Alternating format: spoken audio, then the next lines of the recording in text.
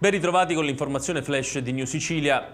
In apertura un nuovo caso di omicidio-suicidio. Un militare in pensione della Guardia di Finanza di 65 anni ha ucciso con alcuni colpi d'arma da fuoco la moglie di 61 e poi si è tolto la vita.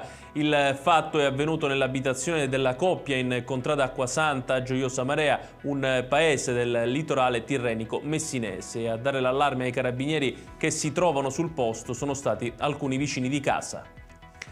I finanzieri del Comando Provinciale di Treviso, nell'ambito di un'indagine sul corretto utilizzo dei crediti fiscali relativi al bonus facciate, hanno eseguito una serie di perquisizioni e sequestri in tutta Italia. I reati per cui si procede riguardano ipotesi di truffa e indebite percezioni a danno dello Stato, oltre a riciclaggio, reimpiego in attività economiche e autoriciclaggio dei proventi illeciti da parte di 20 indagati. Tra questi risultano alcuni soggetti della provincia di Catania.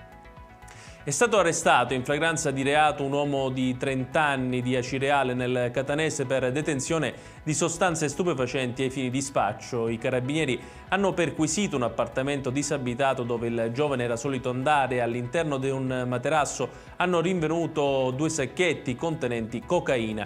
Una parte della droga era già suddivisa in 50 dosi termosaldate. L'uomo è stato arrestato e posto ai domiciliari. Infine il Consiglio di Stato, che ha ratificato la sentenza del TAR del Lazio del 19 settembre scorso, annullando la nomina di Antonio Balsamo a presidente del Tribunale di Palermo.